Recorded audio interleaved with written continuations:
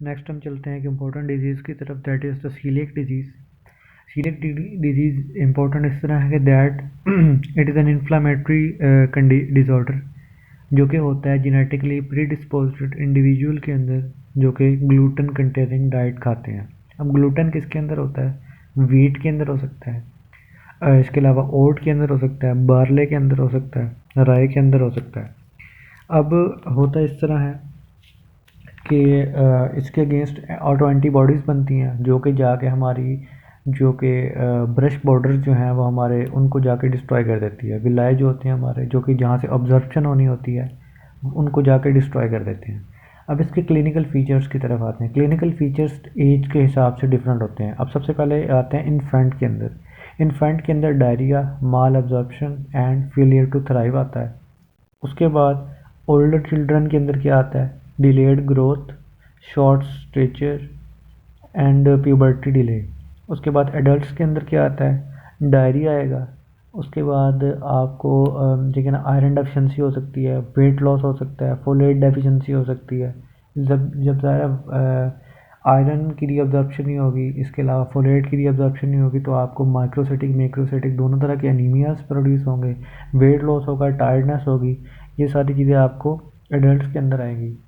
ठीक है। उसके बाद आप इसकी इन्वेस्टिगेशन किस तरह करते हैं? इन्वेस्टिगेशन में आपने जो गोल्ड स्टैंडर्ड है वो एंडोस्कोपिक बायोप्सी लेनी है।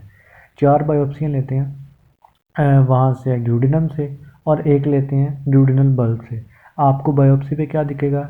विलनेस एट्रोफी दिखेगी, क्रिप्स का हाइपरप्लेजिया दिखेगा, और वहाँ पर लिम्फोसाइटिक इन्फिल्ट्रेशन दिखेगी। ठीक है। उसके अलावा आप सीबीसी करवा सकते हैं। सीबीसी में आपको माइक्रोसिटिक एनीमिया भी मिल सकता है आयरन डेफिशिएंसी की वजह से, और मैक्रोसिटिक मिल सकता है फोलेट डेफिशिएंसी की वजह से। और इसके अलावा आप जो है वो एंटीबॉडीज़ करवा सकते हैं। एंटीबॉडीज़ 3 तरह की बनती हैं: anti transglutaminase, anti endomysial and anti gliadin antibodies. उसके बाद आप बोन स्कैन भी करवा सकते हैं, बोन डेंसिटी करवा सकते हैं, क्योंकि ऑस्टियोपोरोसिस होती है इसमें कैल्शियम की डेफिशिएंसी की वजह से, क्योंकि वो अब्जॉर्ब नहीं होता। अब आते हैं disease associated with coeliac disease. अब सीलिएक डिजीज़ क्योंकि खुद एक ऑटो इम्यून डिजीज़ है, मतलब क्योंकि इसमें ऑटो एंटीबॉडीज़ बनती है, तो इसकी एसोसिएशंस भी कुछ ऐसे ही ऑटो इम्यून डिजीज़ के साथ है। वो ऑटो इम्यून कौन कौन से डिजीज़ हैं? इसके अंदर आपको सजोगरन सिंड्रोम नज़र आता है। इसके अलावा आपको डाउन सिंड्रोम होता है, और यानी हेरिडिटी और दूसरी ऑटो इम्यून डिजीज़ के साथ है। इसमें डाउन सिंड्रोम है, हाशिमोटो थायराइडाइटिस है, टाइप 1 डायबिटीज़ मेलाइटिस है। इसके अलावा आपको पेरिनीशियस एनीमिया है, प्राइमरी बिलियरी सिरोसिस है।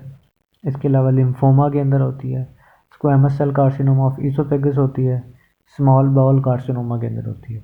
अच्छा, अब इसके बाद हमने इसके पढ़ने हैं कि differential diagnosis of coeliac disease, मतलब जिसके अंदर आपको विलस एट्रोफी दिखने को मिलती है। वो कौन कौन सी डिजीज़ है? विलस एट्रोफी आपको सीलिएक डिजीज़ में देखने को मिलती है बजाते खुद। इसके अलावा इंटेस्टाइनल सप्रू के अंदर देखने को मिलती है। इसके अलावा आपको विप्पल डिजीज़ के अंदर दिखने को मिलती है। इसके अलावा हाइपोगैमाग्लोबिनीमिया के अंदर दिखने को मिलती है, रेडिएशन के अंदर, ज़ोलिंगर एलिसन सिंड्रोम के अंदर, एचआईवी रिलेटेड एंटेरोपैथी के अंदर देखने को मिलती है। ठीक है, ये उसके डीडी भी आप कह सकते हैं उसको। उसके बाद आपने इसकी मैनेजमेंट किस तरह करनी है? मैनेजमेंट में सबसे पहले तो आपने ग्लूटेन कंटेनिंग डाइट आपने रोक देनी है, नंबर 1। नंबर 2, जो उसकी मेल अब्जॉर्प्शन हुई है, उसके विटामिन ए डी ई के जो उसके विटामिन लॉस हुए हैं, इसके अलावा आयरन फोलेट लॉस हुआ है, कोई मिनरल का लॉस हुआ है, आपने उसको पूरा करना है। आपने आयरन और फोलेट देने हैं। इसके अलावा मिनरल की जो डेफिशिएंसी है उसको कंप्लीट करना है, कैल्शियम मैग्नीशियम देने हैं आपने। उसके अलावा अगर इससे भी ठीक नहीं हो रहा है तो आपने इम्यूनोसप्रेसेंट देने हैं, जिसके अंदर आपको कोर्टिकोस्टेरॉइड्स आते हैं और बाकी इम्यूनोसप्रेसेंट ड्रग्स भी आते हैं। अब कॉम्प्लिकेशंस क्या आती हैं सीलिएक डिजीज़ की? सीलिएक डिजीज़ की कॉम्प्लिकेशन ये आती हैं: squamous cell carcinoma of oesophagus हो सकता है इसके अंदर। इसके अलावा स्मॉल बाउल कार्सिनोमा हो सकता है, और इसके अलावा टी सेल लिम्फोमा आ सकता है। उसके बाद ऑस्टियोपोरोसिस और ऑस्टियोमलेशिया हो सकता है। This was all about coeliac disease.